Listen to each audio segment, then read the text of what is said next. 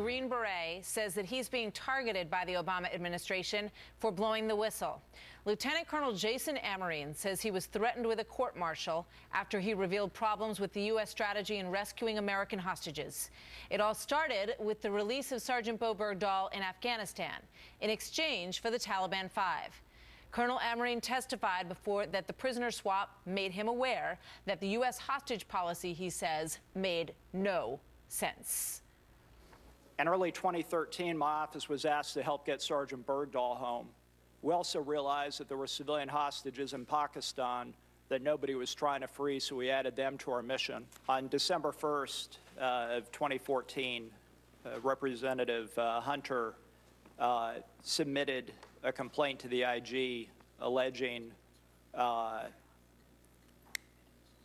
illegal or questionable ransom possibly being paid for Sergeant Bergdahl. There was a good deal of evidence that it occurred and a lot of questions as to how it occurred. That complaint implicated both the DoD organization and the FBI. This man has tried to speak out about what he saw as an injustice in the way this whole Bo Bergdahl situation was handled, and you see what happened to him. For it, retired Lieutenant Colonel Tony Schaefer is a senior fellow at the London Center for Policy Research, and he joins me now. Colonel, good morning. Good to see you here. Good to see you. Very stunning testimony by the Colonel yesterday. And all true. What can you add to it, and how difficult has it been for him to come forward and to press his story here? Well, as I've talked about on this network and others, I was involved in some of the actual information he was talking about regarding the Bergdahl return. What Colonel Amarine said was absolutely correct, and he's reporting on what I've been told by multiple sources about essentially paying a lot of money, especially to the nation of Qatar, and via them to the Taliban, completely against U.S. law to get these guys back. And so he was trying to report that through proper channels. And it's ironic, Martha, that 10 years ago to this month, I had to go down the same path regarding 9/11 intelligence failures for the same thing. And being a whistleblower is no easy thing. God bless him for having the courage to do this. But the key thing here to remember is that what happened with Bergdahl was a political narrative that the White House wanted to do via the State Department and obviously other elements. Yeah. That left Bergdahl in a bad position and these other hostages completely unaddressed. It was just a bad policy. Yeah, there was a White House official quoted in, I believe, a Washington Post story saying, boy, you know, we knew it would be great if we could bring home this last soldier and coordinate that with the end of the Afghanistan war. Everybody would, you know, give us great credit for bringing home the last held soldier over there. But this Colonel Amarine, says that when he was assigned to this, and we saw a little bit of this a moment ago, that when he was assigned the task of going to find Bo Bergdahl, he said, you know what, we're also aware of these other civilians, and we need to group them in as well, and we need to find these poor people because they are suffering and unnecessarily. I just want to play a little bit of the testimony from yesterday on that. Let's watch it.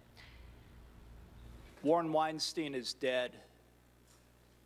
Colin Rutherford, Josh Boyle, Caitlin Coleman, and the child she bore in captivity remain hostages in Pakistan. I used every resource available, but I failed them. But after I made protected disclosures to Congress, the Army suspended my clearance, removed me from my job, and sought to court-martial me. Why did the administration care so much about Bo Bergdahl and not about these poor, suffering individuals who were held in Pakistan? Martha, I'm sorry to say it's not about Bergdahl, it's not about the hostages, it's about the president's staff and himself wanting to get rid of the worst detainees, the worst criminal detainees we had, the 5 Taliban. This is a narrative about getting rid of the Taliban, not trying to rescue anybody, which makes this completely sad and completely, in my judgment, inappropriate for the White House to essentially endangered American lives, leaving them to die, and allowing for Bergdahl to become kind of a small period in a larger political narrative. This was never about getting Bergdahl back. This was about getting rid of the Taliban. And I think, again, this is what the investigation is going to show. Yeah, so, and if it does show that, you are talking about the deal that was made with Qatar. So assuming, you know, what you're talking about here is that we wanted so badly to release these 5 individuals as part of an attrition program to close Guantanamo Bay, essentially. That's right. And that we were willing to basically bend over backwards, give Qatar anything they wanted. If you take these guys, we will give you anything you want. What did they give Qatar? Well, they gave Qatar about $2 billion in payola. This is hidden in a number of different programs. And what's notable here, it's hidden in plain sight, Martha.